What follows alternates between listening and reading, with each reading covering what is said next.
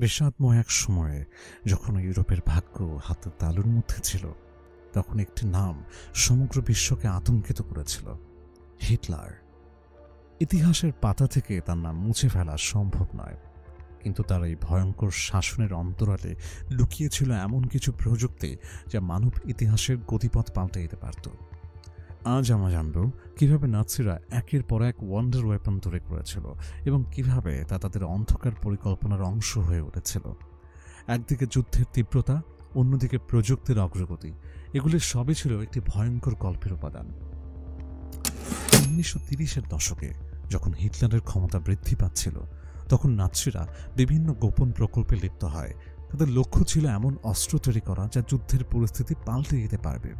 Hitler তার সামরিক জয়লাভের জন্য সেরা বিজ্ঞানীদের নিয়োগ করেছিলেন। এই বিজ্ঞানীদের মধ্যে ছিলেন প্রখ্যাত বিজ্ঞানী এবং ইঞ্জিনিয়াররা, যারা আবিষ্কার করতে শুরু করেছিলেন একাধিক ভয়ঙ্কর প্রযুক্তি।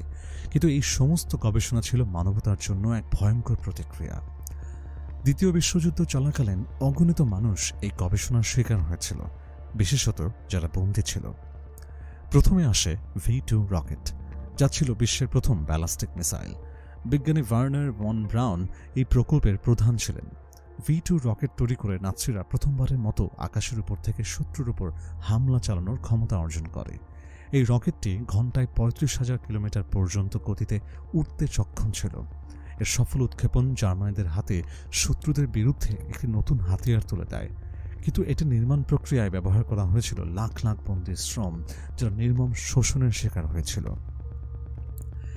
এই রকেটগুলো মূলত ইংল্যান্ডের শহরগুলোর বিরুদ্ধে ব্যবহৃত হয়েছিল। মাত্র কয়েক মিনিটের মধ্যে এই রকেটগুলো নির্ধারিত লক্ষ্যবস্তুতে আঘাত হানতে সক্ষম ছিল। এই প্রযুক্তির ভয়াবহতার ফলে বহু নিরীহ মানুষ নিহত হয়েছিল। এখন আমরা আলোচনা করব এক রহস্যময় প্রকল্পের, যা অ্যান্টি গ্র্যাভিটি প্রযুক্তির উপর ভিত্তি করেছিল। কিছু ঐতিহাসিক দাবি করেছেন যে নাৎসিরা এমন প্রযুক্তি তৈরি করতে সক্ষম হয়েছিল যা তাদের বিমানগুলোকে জিরো গ্র্যাভিটিতে উড়ানোর ক্ষমতা দিত।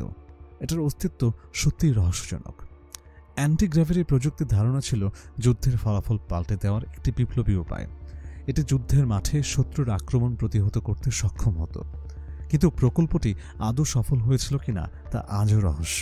যদি সফল হতো তাহলে যুদ্ধের ফলাফল পুরোপুরি ভিন্ন হতো। হিটলার দ্বিতীয় বিশ্বযুদ্ধের সময় ঘোস্ট বিমান তৈরি করতে চেয়েছিলেন। এই বিমানগুলো ছিল চিত্তাকর্ষক প্রযুক্তির মাধ্যমে তৈরি, যা রাডার থেকে লুকিয়ে রাখার ক্ষমতা রাখত। গবেষণা চলছিল, কিন্তু যুদ্ধের পরিস্থিতির কারণে প্রকল্পটি অর্ধেকেই থেমে যায়।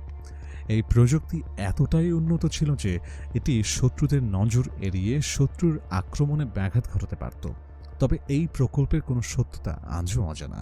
বিভিন্ন গোপন নথি এবং সাক্ষাৎকারের মাধ্যমে গবেষকরা চেষ্টা করে যাচ্ছেন সত্য উদ্ঘাটনের।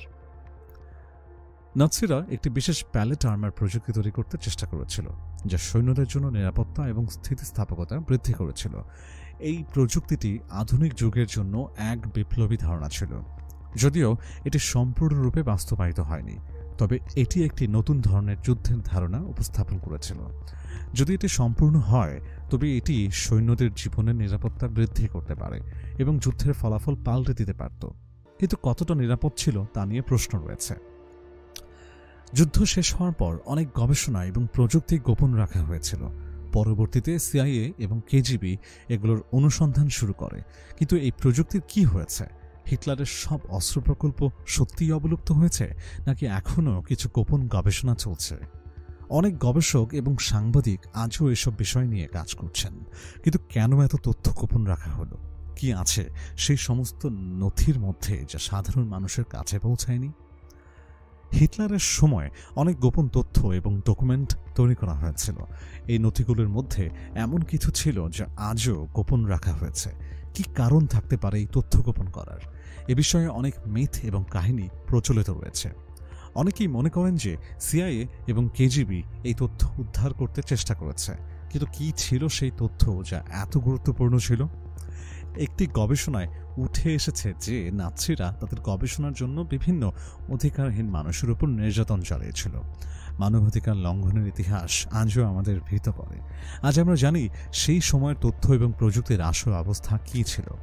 এই মানবতার বিরুদ্ধে অপরাধের কারণে অনেক গবেষক আজও এ বিষয় নিয়ে কাজ করছেন। কিভাবে এই প্রযুক্তি নির্মাণের পেছনে মানবজাতির ইতিহাসের একটি কালো অধ্যায় ছিল, তাদের এই প্রচেষ্টা আজও অব্যাহত। আজকের দিনে প্রযুক্তির অগ্রগতির সাথে আমরা অনেক কিছুই জানতে পেরেছি, কিন্তু হিটলারের সময়ে তৈরি প্রযুক্তির গোপনীয়তাকে সত্যিই হারিয়ে গেছে? বর্তমান গবেষকরা কি আসল তথ্য উদ্ধার করতে সক্ষম হবে? কিছু গবেষক মনে করেন যে বর্তমান প্রযুক্তির মধ্যে হিটলারের গবেষণার কিছু ইঙ্গিত রয়েছে। আমরা কি জানি এগুলি ভবিষ্যতে কিভাবে ব্যবহার করা হবে? এই গল্পটি হিটলারের গুপ্ত প্রযুক্তি ও অস্ত্রের অন্ধকার ইতিহাসের। এটি আমাদের মনে করিয়ে দেয় প্রযুক্তি কেবল একটি হাতিয়ার, কিন্তু এর ব্যবহার নির্ভর করে মানবতার হাতে। ইতিহাসের এই কালো অধ্যায় থেকে আমাদের শিক্ষা গ্রহণ করতে হবে। অবশেষে আমরা মানবতা বাঁচাতে প্রযুক্তির সঠিক ব্যবহার করব।